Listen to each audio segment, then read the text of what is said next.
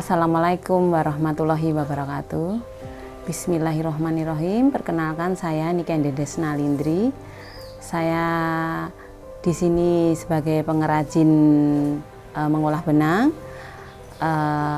Brand saya bernama Sedah Corner.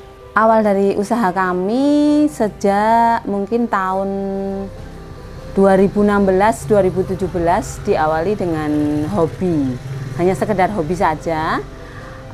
Karena saya sudah bisa merajut belajar kecil-kecil. Sebenarnya dari kakak saya yang merajut, kakak saya lebih banyak merajutnya. Saya hanya ikutan aja, saya hanya ikut menjual, lebih banyak ke menjualnya saja.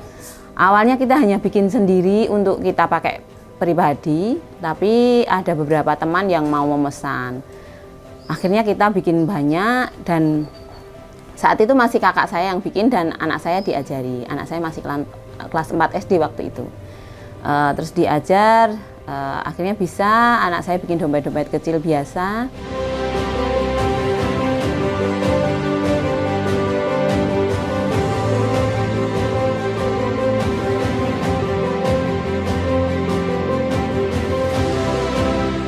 Kakak saya bikin tas-tas pesanan yang mungkin sudah bermotif, tapi lambat laun saya memperkenalkan di lebih ke publik, ke PKK, ke kelurahan, ke kecamatan. Saya ditantang ini untuk bisa mengajari di berbagai tempat. Akhirnya saya harus melepaskan pekerjaan sampingan saya yang dulu juga saya sudah punya pekerjaan harian. Saya harus melepas di situ, saya harus lebih ke rajut. Sebenarnya saya sudah bisa merajut, cuma saya nggak begitu fasih, tapi saya akhirnya lebih mempelajari lebih sering dan harus mengajari ibu-ibu PKK dan teman-teman saya.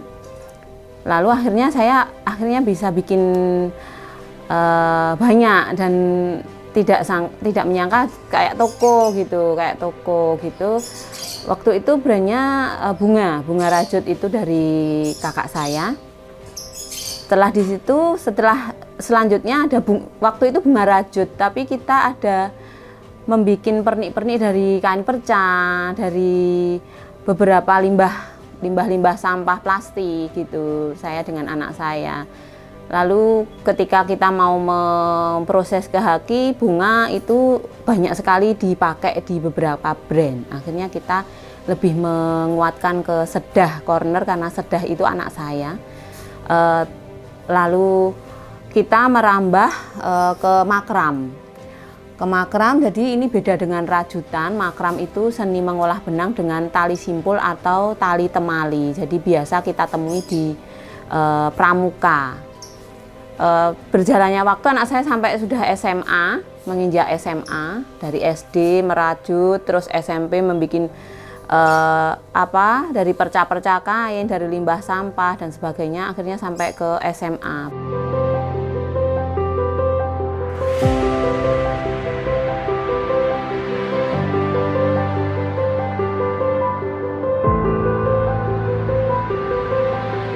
Produksi saya hanya sedikit karena SDM-nya juga terbatas. Lalu ibu-ibu PKK atau peserta-peserta workshop saya itu bisa menitipkan hasil produksinya kepada saya, dan saya jualkan karena saya sudah punya beberapa lapak offline. Lapak offline itu kebetulan sekali saya bergabung di komunitas solopreneur yang setiap weekend itu kita jualan di hotel atau membuka display atau lapak gelaran di hotel setiap Jumat, Sabtu, Minggu.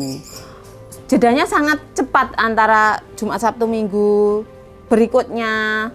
Sementara kita harus merajut, membuat produk itu mengejar dari Senin sampai Jumat itu cepat sekali. Jadi kiatnya ya itu, akhirnya kita sama masyarakat bisa membantu saya untuk menambah produk kami, membantu kami bikin produk lebih banyak, sekaligus saya juga membantu mereka untuk menambah peningkatan ekonomi mereka. Jadi kebetulan saya ada lapak di hotel yang terhubung dengan solopreneur. Selain itu saya juga ada di Solo Art Market setiap 2 minggu sekali. Kadang-kadang juga kita juga ikut event-event yang diadakan dinas, mungkin Dinkop, mungkin bank-bank yang lain yang mengadakan event-event, kita juga biasanya diundang atau mungkin saya juga mengikutinya, nggih, ngoten.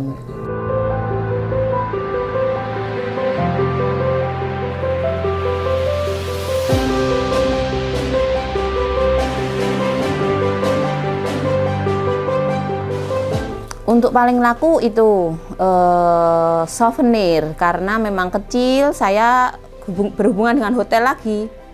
Di hotel pasti mereka carinya oleh-oleh dengan harga yang terjangkau, dengan barang yang mudah dibawa, jadi kecil-kecil bisa bawa banyak buat oleh-oleh,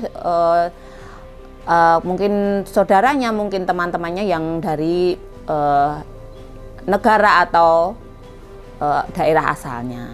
Untuk produk-produk yang diminati adalah souvenir, produk-produk yang kecil. Jadi kembali lagi tadi kita ke hotel, yang lebih banyak berminat kan tamu-tamu hotel. Mereka bukan dari kota Solo, pasti dari luar Solo, bahkan dari luar Jawa atau luar negeri. Jadi mereka sangat pengen sekali membawakan oleh-oleh dari sini. Produknya kecil, harganya terjangkau, mudah dibawa dan bisa beli banyak seperti itu.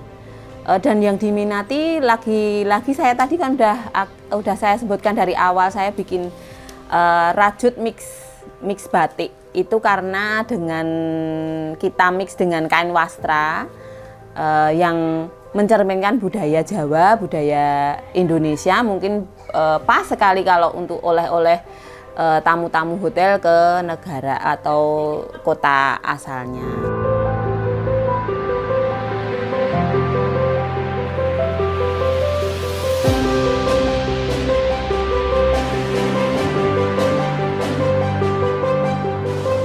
Harga mulai dari 8.000, dari gelang-gelang makram itu juga sangat diminati gelang-gelang makram karena sangat murah, kecil banget, hanya membutuhkan tempat yang sangat bisa diselip-selipkan di manapun, itu bisa beli banyak, bahkan misalkan beli ratusan pun muat seperti itu harga 8.000 sampai 50.000 untuk dompet koinnya.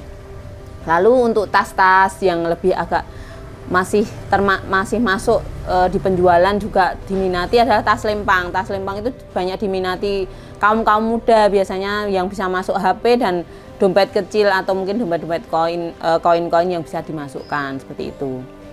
Tas-tas besar itu juga ada peminatnya, tapi tidak sederas dompet-dompet koin yang kecil-kecil seperti itu. Untuk makram itu karena produk yang unik, etnik, jadi peminatnya itu sangat tertentu, tapi banyak juga yang menyukai karena produknya sulit ditemui di luar, di tempat lain seperti itu.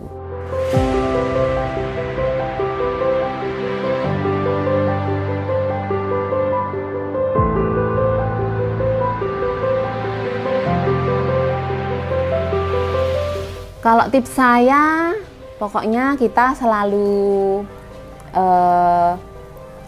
welcome atau selalu update dengan tren-tren gitu. Tren itu supaya kita selalu mengikuti zaman.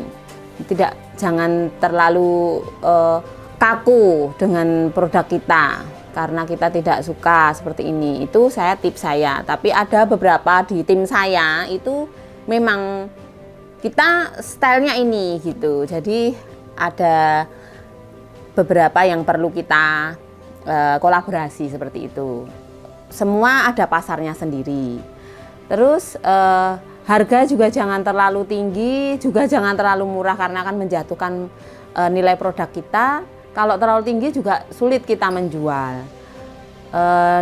Kita selalu membuka lebar di dunia, maksudnya di luar sana kita membuka lebar.